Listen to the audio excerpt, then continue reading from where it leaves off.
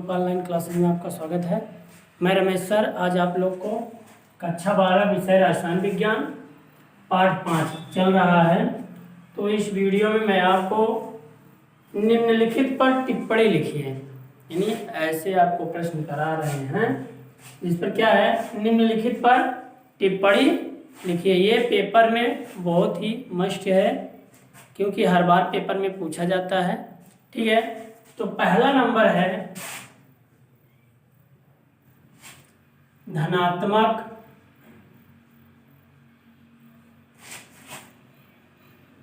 उत्प्रेरण। पहला नंबर क्या है? धनात्मक उत्प्रेरण। ठीक है, तो धनात्मक उत्प्रेरण किसे कहते हैं या इस पर हमें क्या लिखना है? टिप्पणी लिखना है। ठीक है, तो देख लीजिए ये आपका, यानी धनात्मक उत्प्रेरण किसे कहते हैं। तो देखिए सबसे पहले आपको क्या होता है धनात्मक उत्प्रेरण, यानी जब कोई उत्प्रेरक रासायनिक क्रिया की गति को बढ़ा देते हैं। जब कोई उत्प्रेरक रासायनिक क्रिया की गति को बढ़ा देते हैं तो उसे धनात्मक उत्प्रेरक कहते हैं। यानी जब कोई उत्प्रेरक रासायनिक अभिक्रिया की गति को बढ़ा देते हैं तो उसे धनात्मक उत्प्रेरक कहते हैं, और अभिक्रिया की गति में वृद्धि होने की परिघटना को धनात्मक उत्प्रेरण कहते हैं। यानी और अभिक्रिया की गति में वृद्धि होने की घटना को या परिघटना को धनात्मक उत्प्रेरण कहते हैं। तो देख लीजिए, जब कोई उत्प्रेरक रासायनिक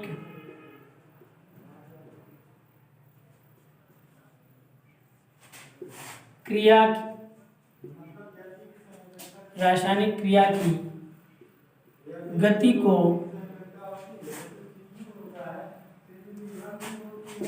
बढ़ा देते हैं तो उसको धनात्मक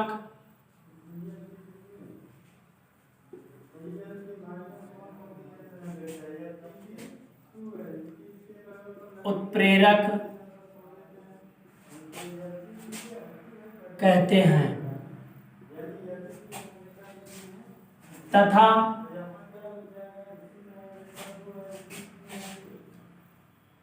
अभिक्रिया की गति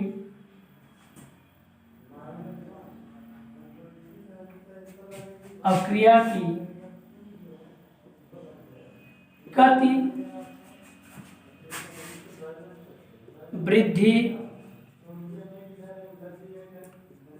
होने की घटना को धनात्मक उत्प्रेरण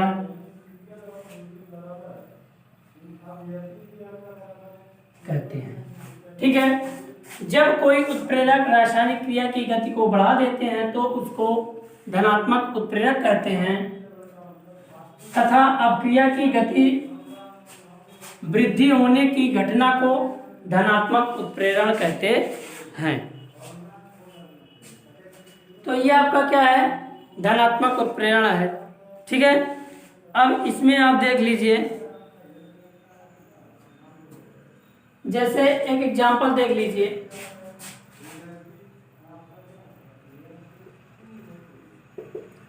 जैसे हम क्या करेंगे, नाइट्रोजन और हाइड्रोजन से क्या करेंगे, अमोनिया का निर्माण करेंगे। तो इसमें जो उत्प्रेरक प्रयोग होता है आयरन Fe, वो क्या करता है? धनात्मक उत्प्रेरक का कार्य करता है। जैसे N2+ 3H2, ये क्या हो जाएगा आपका Fe, ये उत्प्रेरक है धनात्मक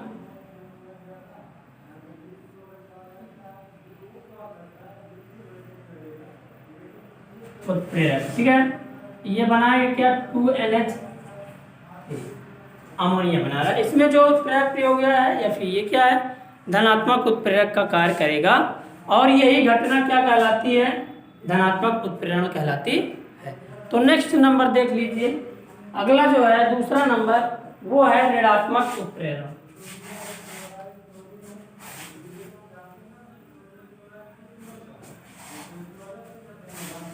नेक्स्ट नंबर दूसरा नंबर है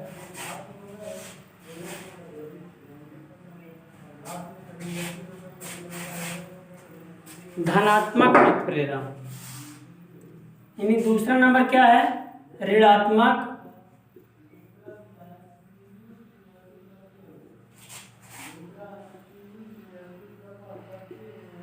उत्प्रेरण।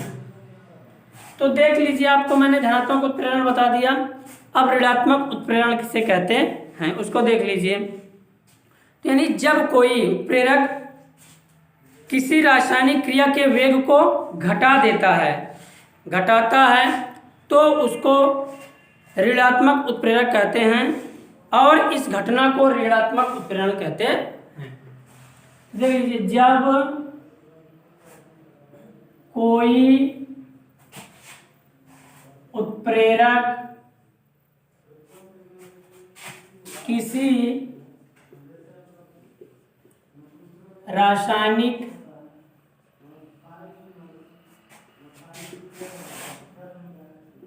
क्रिया के वेग को घटाता है तो उसको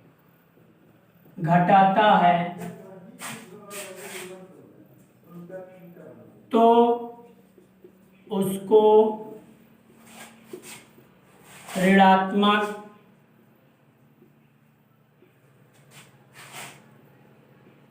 कहते हैं तथा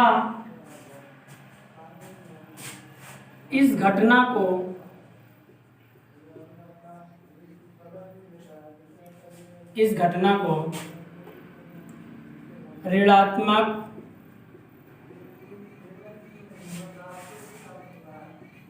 उत्प्रेरण कहते हैं। ठीक है, यानी जब कोई उत्प्रेरक किसी रासायनिक क्रिया के वेग को घटाता है तो उसको ऋणात्मक उत्प्रेरण कहते हैं तथा इस घटना को ऋणात्मक उत्प्रेरण कहते हैं। तो ये आपका क्या हुआ, ऋणात्मक उत्प्रेरण हुआ। ठीक है, इसका आप देख लीजिए, जैसे कि एक एग्जांपल देख लीजिए, जैसे एग्जांपल देख लीजिए, सोडियम यानी सोडियम सल्फाइड का सोडियम सल्फेट में ऑक्सीकरण ग्लिसरॉल की उपस्थिति में धीमी हो जाता है। ग्लिसरॉल की उपस्थिति में क्या होता है, धीमी हो जाता है और यही ग्लिसरॉल क्या करता है, ऋणात्मक उत्प्रेरक का कार्य करता है। यानी सोडियम सल्फाइड को क्या करते हैं, सोडियम सल्फेट में ऑक्सीकरण करते हैं। सोडियम सल्फाइड देख लीजिए, Na2SO2 NO2SO3 Na2SO3 plus O2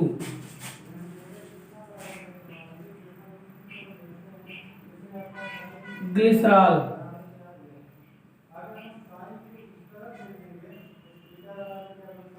ऋणात्मक उत्प्रेरक का कार्य करता है। यानी ये क्या है, सोडियम सल्फाइड को सोडियम सल्फेट में ऑक्सीकृत करने पर ग्लिसरॉल जो उत्प्रेरक होता है वो क्या होता है, ऋणात्मक उत्प्रेरक का कार्य करता है और इसकी गति क्या हो जाती है, धीमी पड़ जाती है। ठीक है, तो ये आपका हुआ। अब इसको हम बना देंगे क्या, 2Na2SO और सोडियम सल्फेट। ठीक है, ये आपकी क्या है, एग्जाम्पल है। ठीक, अब नेक्स्ट नंबर देख लीजिए आप, अगला जो थर्ड नंबर है वो है स्व उत्प्रेरण।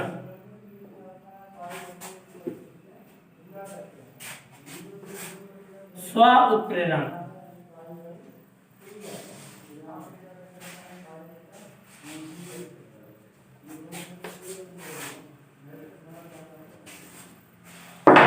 नेक्स्ट नंबर है, थर्ड नंबर, स्व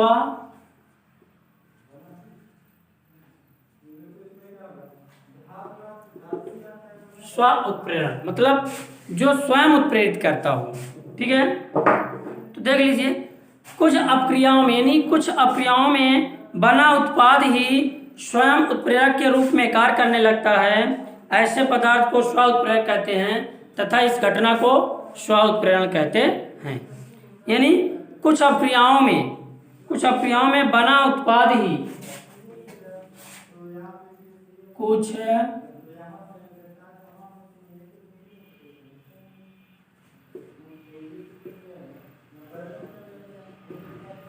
कुछ अपक्रियाओं में बना उत्पाद ही स्वयं उत्प्रेरक का कार्य करने लगता है। यानी कुछ अपक्रियाओं में बना उत्पाद ही स्वयं उत्प्रेरक का कार्य करने लगता है। ऐसे पदार्थ को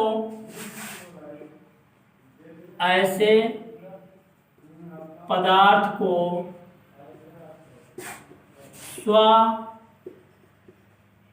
उत्प्रेरक कहते हैं तथा इस घटना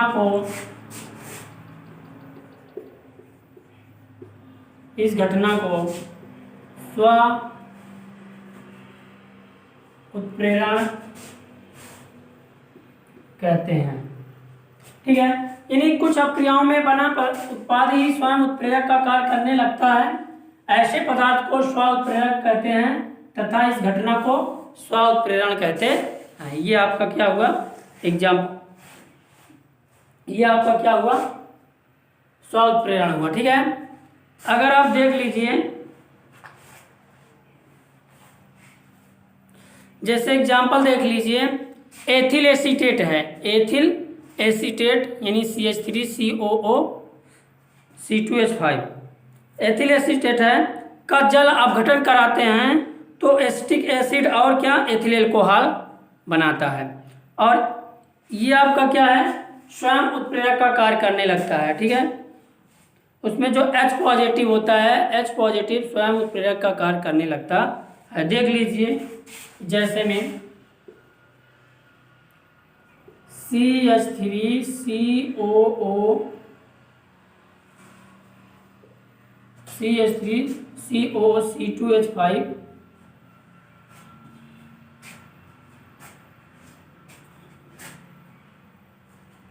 ये आपका हो गया। अब प्लस क्या करेगा, जल से अपक्रिया करेगा, क्या बनाएगा एथिल एसीटेट CH3COOH, अब प्लस क्या बना देगा C2H5OH एथिल अल्कोहल। अब देखिए इसमें जो दो हाइड्रोजन है, एक हाइड्रोजन इसके क्या कहते हैं, इसके साथ संयुक्त हो गया पॉजिटिव, तो उसका क्या होगा CH3COOH बना लिया, एथिल एसीटेट बना लिया। ठीक, तो अब आपका क्या बना है, ये इसके साथ OH लग जाएगा, तो एक हाइड्रोजन जो पॉजिटिव बचता है वही क्या करता है स्व उत्प्रेरक का कार्य करता है, यानी H पॉजिटिव ये क्या करता है स्व उत्प्रेरक का कार्य करता है। तो ये आपका क्या है स्व उत्प्रेरण का परिभाषा है और एग्जाम्पल है। तो आज इस वीडियो में यहीं तक। अगर आपको इस वीडियो में जानना समझ में आया हो, मेरे व्हाट्सएप नंबर